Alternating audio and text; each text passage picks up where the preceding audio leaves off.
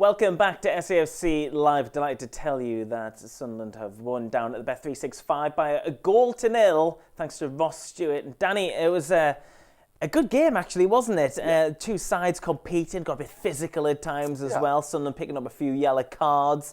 But that goal in the first half from Ross Stewart was the difference. It was, yeah, and it was perhaps one of those games where one goal was going to decide it. As you said there, Frankie, a lot of yellow cards. Looked like it was a little bit breezy down there, and some fouls. It was stop-start a lot of the time, but at times we had to stand up. We'd looked a little bit disorganised at the back, on the ropes. I said it in that first half, but credit to the boys, we stuck in there, and when we got that opportunity, it mattered. Great ball over the top from Clark, and Ross is on the run in between the centre halves and tucks it away, and that's the difference today. And as I said there just before we came off air, we've played better than what we have today, and we've come away with the point. Today, perhaps we're not at our best, but we've took all three. Well, like I said, welcome to the post-game programme. In the programme, we will be bringing you the hashtag Ask Danny. That means you can have your thoughts on the programme. Use the hashtag on social media. Our production team will pick it up and bring your opinions and questions to Danny and myself here in the post-game programme. We will be hearing from a Sunderland player and the manager on the Sunderland social media channels, just not inside this programme, so keep your eyes peeled on that. And of course on safc.com following the game this afternoon. Let's get into the highlights then, Danny, because there was plenty of action in the game. And it was a good first 45 from Stoke probably, but Sunderland getting the all-important goal in the first 45.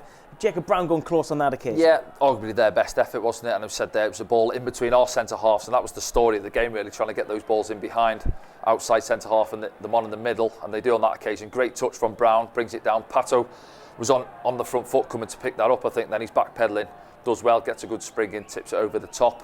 But their efforts were limited, really. That's what they'll be disappointed with. I think Michael O'Neill had a lot of ball in that first half, but comfortable saves for Anthony Patterson. That one there, free kick from Baker, doesn't really test him.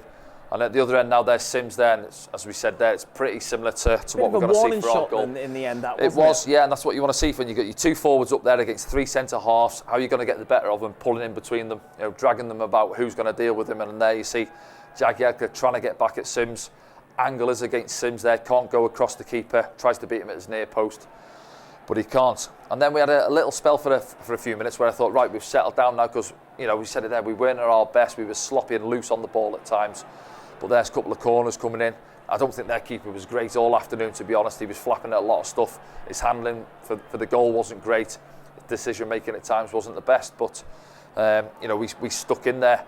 And the disappointing thing was, say here now we allowed them back into it. We looked like we were defending, hanging on at times. Their balls coming in, but sometimes that's the case. You've got to throw your bodies in. Then you see that's what you want to see. Defenders there. Luke O'Neill, Danny Bart putting their bodies in the way, and I thought Danny Bart won second half. He got a good block in, and that's what you need to do when the lads up the top end of the pitch aren't perhaps looking after the ball as well as they can do.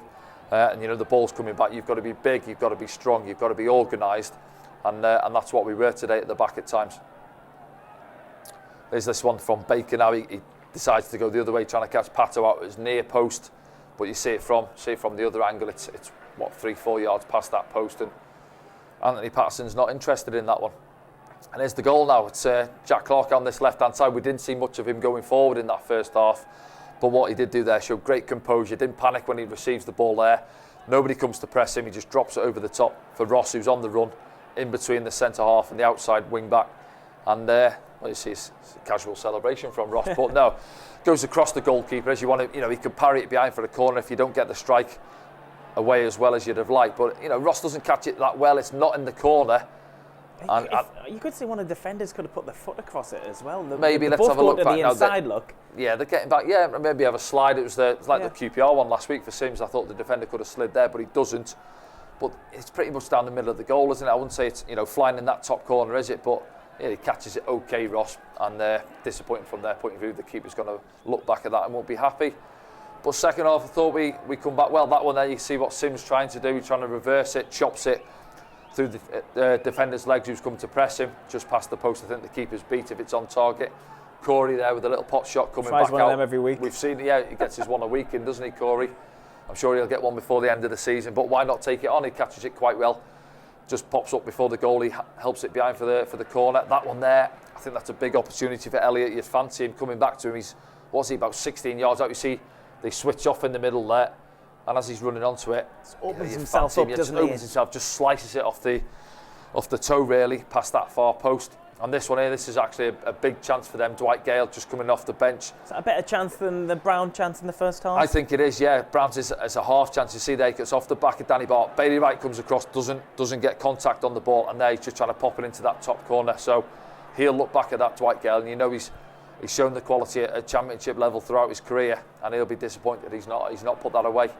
And this one here, you see it out to Corey. You mentioned it on comms. If it's maybe Jack Clark there, he might have a little dribble 1v1. It's not Corey's game, but he does well getting forward, just looking to square it, and he does.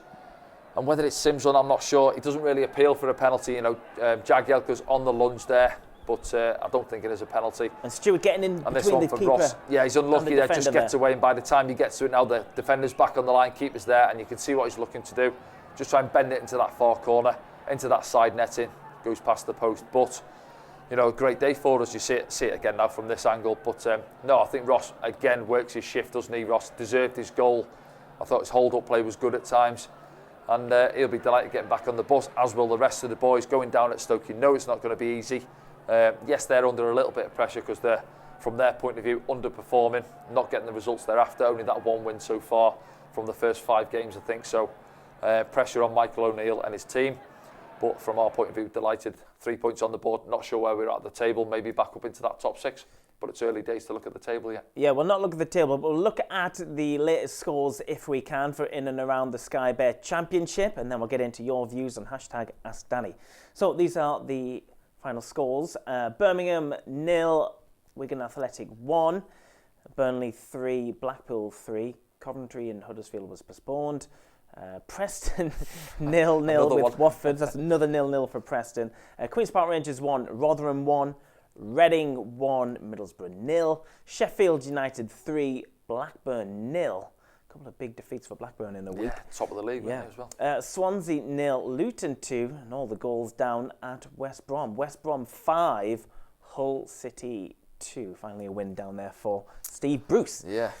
So any ones you want to pill out? No, you just look at Blackburn. Yeah, they were sitting top of the pile, weren't they, after 3 games? I think, was it Reading that beat them in midweek, and then they followed up, where we were on Wednesday night down at Bramall Lane. So disappointing for Blackburn, but it's obviously tightened it up. And, you know, look at Sheffield United. You'd expect them to be strong throughout the season. But, no, it's a good win for us, and it puts us back in a better position. Yeah, we'll not look at the table just yet, though, here on SAFC Live. Now, as ever in the post-game programme, as we have done traditionally, we like to hand over a bit of power to you, the fans watching around the world. And you can take part whenever we do this. Use the hashtag #AskDanny on social media. Our production team will pick it up and put your points of view, questions, thoughts in the post-game programme with us here. Tell us where you're watching from as well. We're going to start with this one from Andrew, who says, strange game. They looked much better the first half and we undeservedly led, but we were better second half. What changed? Well, there was changes at half time. Yeah, well, I'd agree with what Andrew says. Yeah, I think they were the better team in the first half. Can't argue with that. And I think we did, let's say, score against the runner play. They weren't peppering our goal, but just one of those balls over the top. And that's what it's all about. You're at 0-0, you stay in the game. And that's all it takes, ball over the top. We caught him cold and Ross tucks it away. And then he's asking what changed. Well, he made a couple of changes at half-time, and it's one of them. You see Alex Neil, he's not afraid to make changes, and I think he assessed it. Matete was on a yellow card, Embo was on a yellow card, yeah. Luke O'Nine, so the 2 he'd taken off, were on the yellow cards as well. Brings Corey on. I thought he'd give us a little bit more control, calm head in the middle of the pitch. And Bailey at the same time. And Bailey as well. Bailey came on, unfortunately. He picks up a yellow card. A loose ball from Patterson sold him short with that ball out to him. So he's then on a yellow card for 40 minutes or so in the game. Thankfully, he didn't have too many hairy moments after that. But no, I just thought we controlled the game a little bit better. I still don't think we were that great. We've seen us better on the ball, in terms of controlling the game and keeping it, moving the ball. 5-10 passes. We didn't see too much of that from us today. But we always look a threat on the break, I think. Even saying that, that wasn't really there today. That one late on with Corey where... wrong man, wrong position, if you like. It was great from Corey bursting forward. We're not sure what his injury is. It's sort of been kept under wraps, hasn't it? But he was getting forward. But if it's a Jack Clark or, a Patrick Roberts there, you might fancy one-on-one. But it was enough. The one goal was enough. And as we said there, it was good for the boys at the back to get that clean sheet. Okay, then let's have a look at another one of your thoughts in hashtag Ask Danny. This one's from Chris, who's back again. I remember him from last season. Evans has been excellent so far this season, and we looked stronger in the middle when he came in today. You said that, Danny. If he gets injured, suspended, who would you see as a replacement from the current squad? Or do we need to bring someone else in to give him competition? Well, I guess Matete was preferred by Alex Neil at the start, so Matete was in the thinking of Alex Neil. He had a good cameo, didn't he, down at Sheffield United? He did, Sheffield United on Wednesday, yeah. So Matete at the moment, probably in there, but like you said, we don't know exactly what's wrong with Corey. He seemed to play all right when he came on. Yeah. And Dan Neil will come back in as well now, won't he? I think you're looking at other bodies in there. Winchester, I know he's played at right centre-half and right back a lot last season, but his natural position is in the middle of the park. But yeah, I think they maybe are looking for somebody else, maybe in that middle of the pitch. I know Embleton's playing in there as well. Sometimes in a two, I wouldn't say that's Embo's role. If you're playing a midfield three, I'd see Embo as one of the 8s or a 10 when where Pritchard obviously plays as well. But sometimes he likes to get on the ball. But in that first half today, I think we get overrun a little bit. There was too many occasions where Matete and Embleton were running back towards our goal, the wrong side of their midfielder, if you like, and that's where Embleton's yellow card came from. And yeah, we said it there at half time. Those two are on a yellow card. He could say send them back out, but you just one loose pass, from picking up a second yellow card, and then we're down to 10 men. We've seen it in midweek down at Sheffield United. Dan Neil getting sent off. It's an uphill task after that. But you've got some lads in there. If you're looking at those, you've got Matete, who's inexperienced at this level, Dan Neil as well. But I think Dan's had a good start to the season. So thankfully, it's just a one game for him. He'll come back in next week. But yeah, he's asked there, do we need to look at strengthening the middle of the pitch? I'd say they probably are looking at another midfielder, but there's certainly other areas as well where we need to strengthen. Okay, then let's have a look at another thought on hashtag Ask Danny. This one is from Susanna. Great to have you both back. Thank you, Susanna.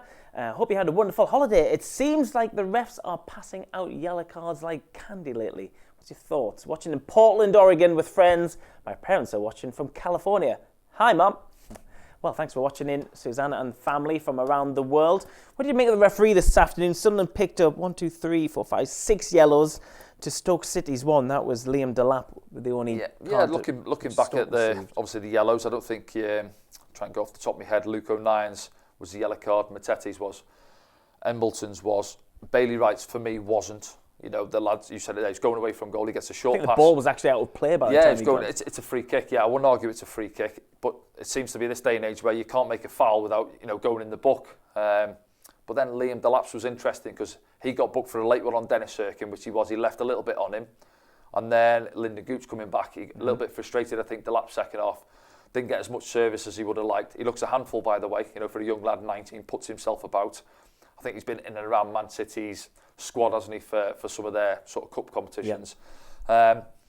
But yeah, that could have been a second yellow card. So sometimes, though, refs, he knows he's booked him a few minutes earlier. It's like, I don't want to send him off. And then he got subbed just after. Michael O'Neill took him off anyway. But yeah, I agree. And a lot of people are questioning the referees last season down at League One level. And then already I've seen a lot of fans as well questioning the quality of refs. But you watch Premier League games, a lot of refs get decisions wrong at the top level. VAR get decisions wrong. VAR certainly get decisions. Don't start me on VAR. They get decisions wrong as well. But that's how it is. But, we've had a good win. It's a scrappy win. We've grafted it out. And, yeah, I know we're obviously mentioning referees there, but let's hope we're not talking about referees too much throughout between now and the end of the season. Indeed. Let's move on to the next one then, if we can. This one coming in. What's your opinion on Gooch? It's quite a general question, but... It is, yeah. Starting off as captain again this afternoon. Yeah, no, what I like about Lyndon is energy levels he brings to the team. I've said it before, sometimes you can get a little bit frustrated if things aren't going. There's one second half where he didn't get something, he starts waving his arms a little bit, and if he can just keep a lid on his frustration and just concentrate on his games, you're not always going to get decisions from the refs, as we just mentioned. What he has done well in the last 6 months is beat his man, get down the flank and deliver exactly a good that. ball. Yeah, we've mentioned that before, didn't we? I think going back to that Cambridge game, I think it was Cambridge anyway, last season, put 4 or 5 great balls in, we scored off a couple. But he's got that low centre of gravity, he's not the biggest, he's got that little 5 yards of burst of pace, and he just looks for that half a yard on his man and then just puts a ball in. Great goal during the week as well. There was, yeah, that was the one, wasn't it? His goal as well. That was that desire. Playing right wing back, and he finds himself driving through the middle of the pitch, running beyond Ross Stewart, and that's what you want to see. Down to 10 men as well. And he had the armband on as well, hasn't he? When obviously Bailey come and took it off him on Wednesday night. And when Corey's not on the pitch, it's like he's the vice skipper with Bailey not being in the team. It's safe to say we are in the Lyndon Gooch fan club here on SFC Live. Yes, I know fans obviously sometimes where's his best position. We've spoke to Lyndon, he feels he's a number 9, he said to us, didn't he, on the podcast? Yeah. Which I don't think he's played there since I've seen him at the club. I've seen him in the 10, he went into midfield this afternoon, late on when Trey Hume came on at right back. But I think he's found his best position now. Lyndon, yeah. right wing back. Yeah, he can get up and down all day for you. His energy levels don't really change. Yeah. Lyndon. Sometimes you look at him and he goes to get the ball for a throw in. Looks like he's blowing a bit, but then 2 minutes later you see him and he's up and down that right hand side. He's top of the stats at the end of the game. Yeah, and I've seen some fans as well. They'll say, "Oh, he's not a right back. He got beat," but normal right backs get beat as well. But there aren't too many wingers who will go up against Lyndon and enjoy it because, as I say, he's a little bit of a terrier. He wants to get in amongst it 1v1. He's tough to beat. He's strong. He backs into players.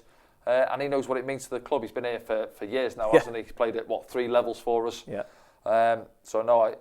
Credit to the lad. He gets on with it, and wherever he's asked to play by the manager or managers over the years, he gets on with his job.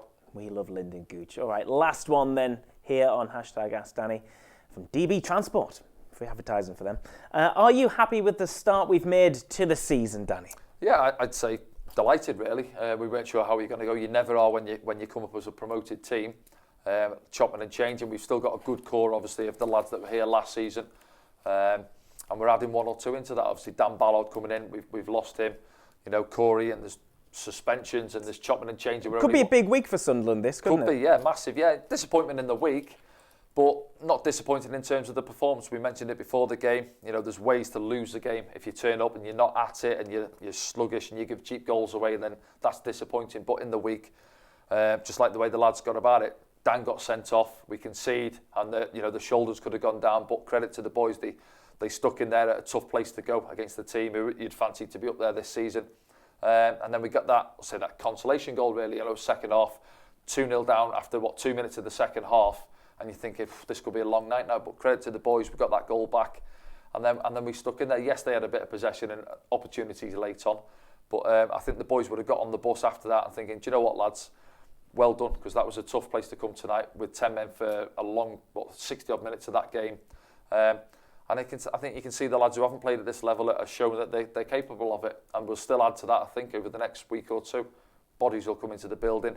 The experienced lads in there, Corey, as it's mentioned there, Danny Bart, Bailey, they'll get around these younger boys when we will have a tough period, I'm sure, throughout the season. But you've got to stick together, and I'm sure we're in and around that top 6. We haven't seen the table yet, but no, credit to the boys to that, and still a long way to go. Still 42 games or so to go. Yeah. But I'm sure we'll have some ups and downs, but indeed, hopefully more ups than downs. Hopefully, let's see. All right then, thanks for joining us this afternoon here on SAFC Live. Remember to keep abreast of all Sunderland action. Head over to safc.com and of course follow us on all the social media channels, and you'll see reaction as well from the gaffer and first team player as well. All right then, that's it for us for today. Sunderland have kept a clean sheet, and Ross Stewart has scored for a 1-0 victory down at the Bet365. We'll see you next time.